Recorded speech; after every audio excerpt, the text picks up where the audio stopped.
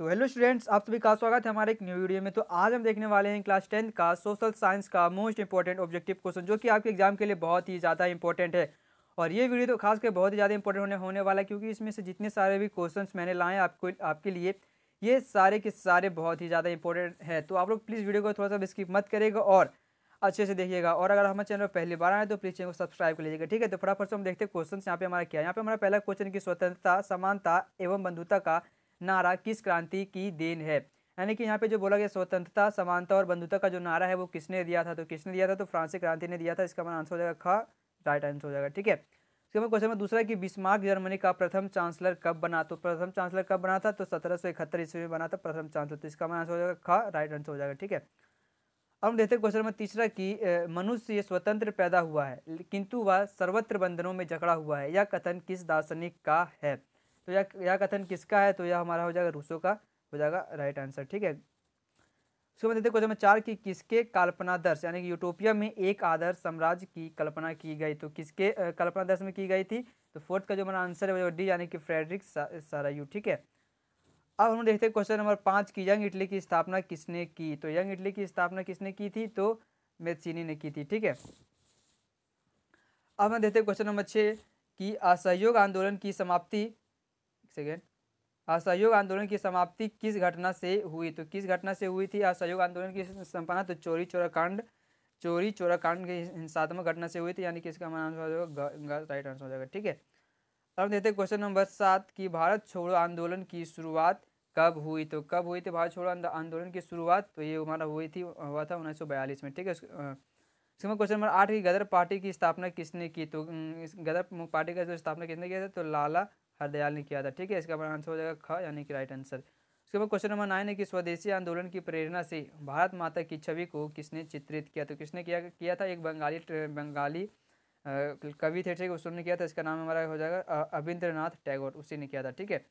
इसके हमारा question number 10 है कि खुदाई खिदम तागार की स्थापना किसने की, तो किसने की थी, तो 10 का जो हमारा आंसर है वो होगा सी यानी कि अब्दुल गफ्फर खान, ठीक है। उसके बाद क्वेश्चन नंबर 11 कि इनमें से कौन सा नवीकरणीय संसाधन है, तो नवीकरणीय मतलब कि जिसको हम लोग फिर से कर सकते हैं, यानी कि जल को भी फिर से नया कर सकते हैं, पवन को भी कर सकते हैं, सौर को भी कर सकते हैं, लेकिन कोयला हमारा क्या है, ये नवीकरणीय संसाधन है, ठीक है। अगर एक बार खत्म हो जाएगा तो फिर इसको बनने में लाखों करोड़ साल लग जाते हैं, ठीक है। तो इसका आंसर हो जाएगा घ राइट आंसर हो जाएगा, ठीक है। इसके बाद क्वेश्चन में देखते हैं 12 कि कितने किलोमीटर के बाद किसी देश को महासागरीय संसाधन पर अधिकार नहीं है, तो कितने किलोमीटर पर, तो 200 किलोमीटर के बाद, ठीक है, महासागर में किसी भी देश का अधिकार नहीं है। उसके बाद क्वेश्चन में 13 कि भारत के कुल क्षेत्रफल में कितने प्रतिशत क्षेत्र पर पठारी भाग है, तो कितने क्षेत्र पर है, तो 27%, ठीक है, ये हमारा हो जाएगा राइट आंसर। इसके बाद क्वेश्चन नंबर 14 है कि मृदा अपरदन का कौन सा कारण नहीं है, तो कौन सा कारण जल है, वायु है, वन है, लेकिन हमारा हिम तो इससे रिलेटेड नहीं है, तो इसका हमारा आंसर हो जाएगा राइट आंसर हो जाएगा, ठीक है, हिम।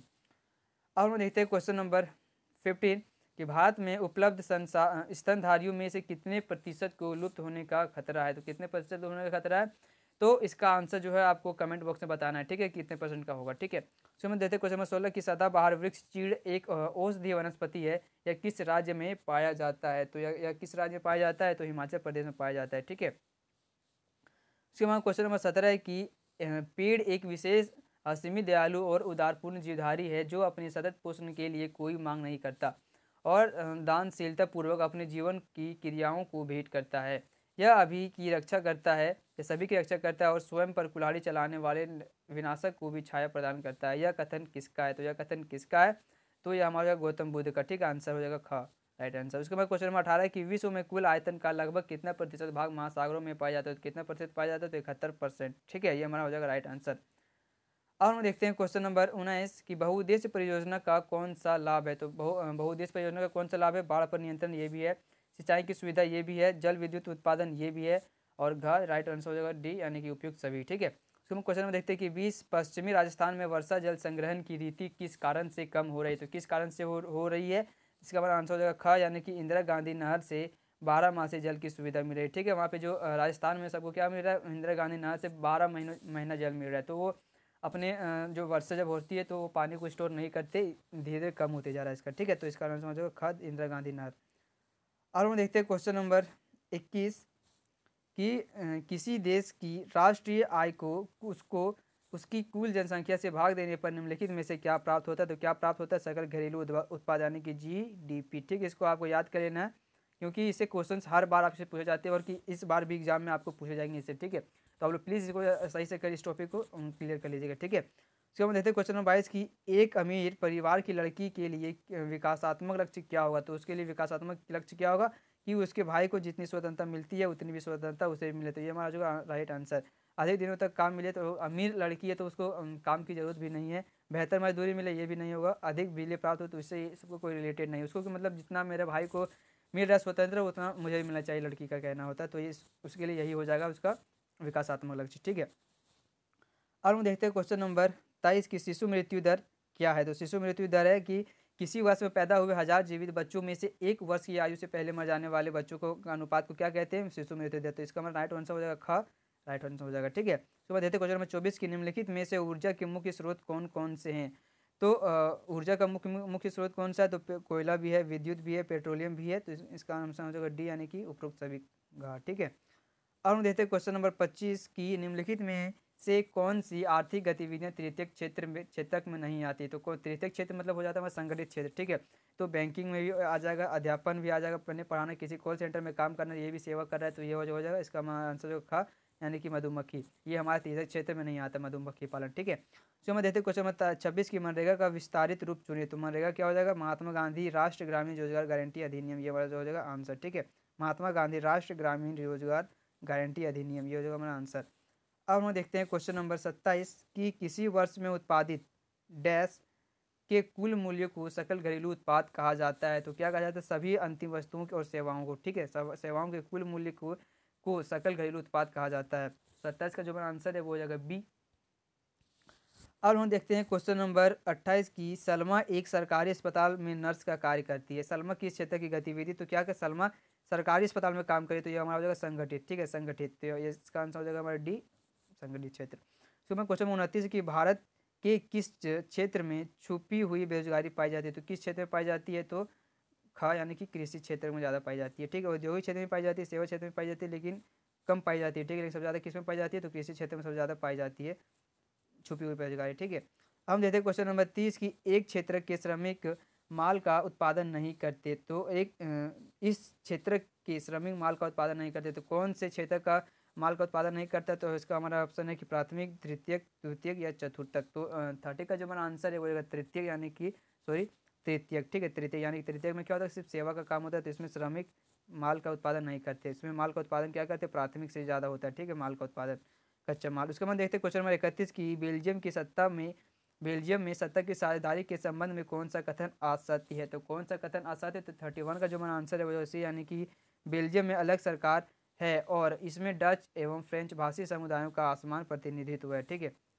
असमान प्रतिनिधित्व है। उसके बाद देखते हैं क्वेश्चन नंबर 22 की संघात्मक शासन प्रणाली वाला देश कौन सा है? तो संघात्मक किसमें है? तो संघात्मक हमारा हो जाएगा ऑप्शन यहाँ पे हमारा संयुक्त राज्य अमेरिका, बेल्जियम, श्रीलंका या ऑस्ट्रेलिया। तो संघात्मक किसमें पाया जाता है? तो 32 का जो हमारा आंसर है वो होगा बी यानी कि श्रीलंका में संघात्मक शासन प्रणाली पाया जाता है। तो इसमें देखते हैं 33 के निम्न में से किस देश में एकात्मक शासन प्रणाली पाया जाता है? तो एकात्मक शासन प्रणाली किसमें पाया जाता है? तो 33 का जो हमारा आंसर है वो हो जाएगा डी यानी कि श्रीलंका में। ठीक है, उस यहाँ पे हमारा ठीक है इसका आंसर जो हो जाएगा संयुक्त राज्य अमेरिका। संयुक्त राज्य अमेरिका में संघात्मक शासन प्रणाली पाया जाता है और श्रीलंका में हमारा एकात्मक। ठीक है, अब हम देखते हैं क्वेश्चन 34 की शिक्षा किस सूची में शामिल है? तो शिक्षा किस सूची में शामिल है? तो संघ सूची में। ठीक है, अब हम देखते हैं क्वेश्चन नंबर 35 की भारत में स्थानीय शासन प्रणाली कितने स्तर की है? तो कितने स्तर की है? तो त्रिस्तरीय हो जाएगा। ठीक है, यानी कि केंद्र सरकार, राज्य सरकार और स्थानीय सरकार, ये हमारा जो है त्रिस्तरीय। ठीक है, हम देखते हैं क्वेश्चन नंबर 36 की संघ सरकार की एक विशेषता नहीं है। तो इसमें से संघ कौन सी विशेषता नहीं है? तो निर्वाचित पदाधिकारी ही सरकार में सर्वोच्च ताकत का उपयोग करते हैं। ये क्वेश्चन नंबर 37 की निम्न में से कौन सुमेलित है? तो कौन सुमेलित है? तो 37 का जो हमारा आंसर है वो होगा डी यानी कि अवशिष्ट शक्ति केंद्र सरकार। ठीक है, और हम देखते हैं क्वेश्चन नंबर 38 की इनमें से कौन सा एक हित समूह का उदाहरण है? तो एक हित का समूह का उदाहरण कौन है? तो बामसेब, ये होगा आंसर। ठीक है, उसके बाद देखते हैं क्वेश्चन नंबर 39 की नेपाल में हुए जनसंघर्ष में निम्न में से क्या कहा गया था? तो क्या कहा गया था? तो कहा गया था कि लोकतंत्र के लिए दूसरा आंदोलन, लोकतंत्र के लिए दूसरा आंदोलन। ठीक है, उसके बाद देते क्वेश्चन नंबर 14 की लोकतंत्र और जनसंघर्ष के संबंध में क्या असत्य है। तो क्या असत्य तो है, तो लोकतंत्र और का जनसंघर्ष के माध्यम से विकास अवरुद्ध होता है। तो गाइज यहाँ पे हमारा जो है ऑब्जेक्टिव क्वेश्चन 40 वो कंप्लीट हो चुका है। नेक्स्ट वीडियो में हम लोग देखने वाले और भी ऑब्जेक्टिव क्वेश्चंस। तब तक के लिए जय हिंद। और अगर वीडियो आपके थोड़ा सा भी यूजफुल है तो प्लीज़ वीडियो को लाइक कर दीजिएगा और अपने दोस्तों के पास भी शेयर कर दीजिएगा। तो मिलते हैं फिर से न्यू वीडियो में, तब तक के लिए जय हिंद दोस्तों।